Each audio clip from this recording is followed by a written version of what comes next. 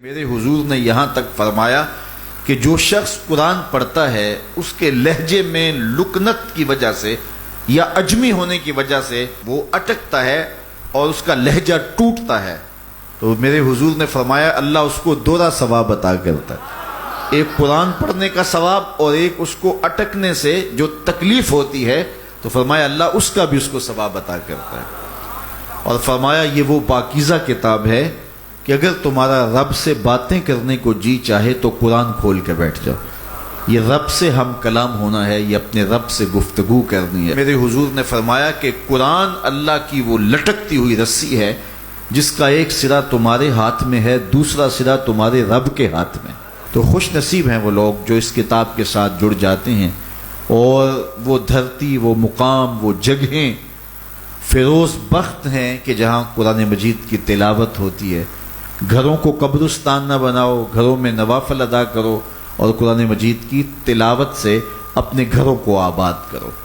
اگر گھر میں روزانہ کی بنیاد پہ قرآن مجید کی تلاوت کا معمول بن جائے تو پھر کوئی جن، کوئی بھوت، کوئی آسیب اور کوئی بدروح آپ کو تنگ نہیں کر سکتی۔ جہاں قرآن کی تلاوت تسلسل کے ساتھ ہوتی ہوگی وہاں جن نہیں ہوگا، وہاں ٹونے نہیں ہوں گے، وہاں جادو نہیں ہوگا، وہاں سایہ نہیں ہوگا، وہاں رحمت الہی کا سائبان تان دیا جائے گا۔ جہاں قرآن پڑھا جائے وہاں نزول باران ہوتا ہے، رحمتوں کی برسات ہوتی ہے۔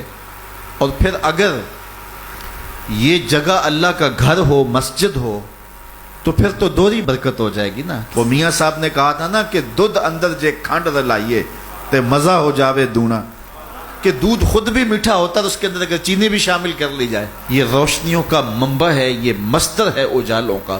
اس کتاب سے اتنی روشنیاں پھوٹتی ہیں کہ زندگی کے سارے اندھیرے ختم کیے جا سکتے ہیں۔ یہ تمانیت قلب کا سبب بھی ہے، یہ روح کے اجالوں کا سبب بھی ہے، یہ کتاب زندگی ہے، کتاب حیات ہے۔ اس کے بتائے ہوئے اصولوں کے مطابق اگر زندگی بسر کریں گے تو یہ زندگی بھی خوبصورت ہوگی، اور اس زندگی کے بعد ایک اور شروع ہونے والی زندگی ہے، وہ زندگی بھی خوبصورت ہوگی۔ قرآن قبر میں چراغاں کرے گا، قبر میں روشنیاں دے گا، قبر میں اجالا کرے گا۔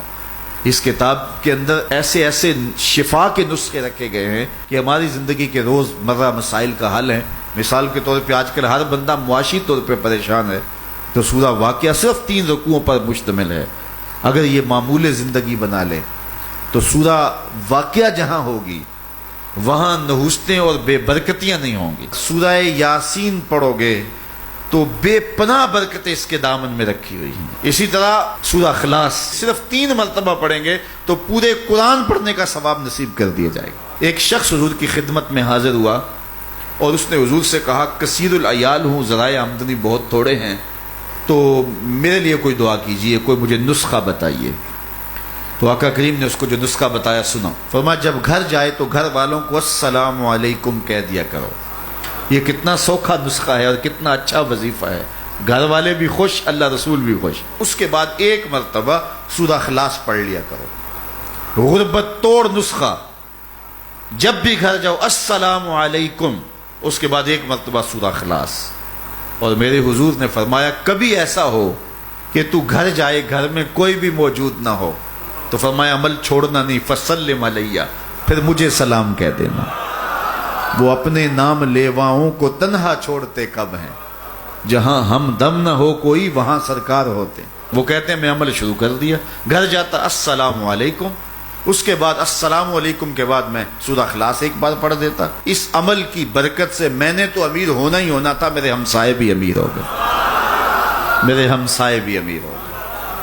تو قرآن کو اپنی زندگی میں بسا لو، قرآن کو شامل کر لو، دنیا بھی سنورے گی، قبر بھی سنورے گی، نزا کا عالم بھی سنورے گا، حشر میں بھی اجالے ہوں گے، جنت کی بہاریں بھی نصیب ہوں گی، اور رسول اللہ کا ساتھ نصیب ہوگا۔ تو اس کتاب سے جڑو، اس کو ورق ورق پڑھو، اس کو حرف حرف پڑھو، اس کو رکوع رکوع پڑھو، اس کا ایک ایک آیت ممکن ہو تو ایک ایک آیت روز پڑھ لو، اور اس کو ترجمے اور تفسیر کے ساتھ، توضیح کے ساتھ، شان نزول کے ساتھ اس کتاب اللہ کی تلاوت کا معمول بناؤ۔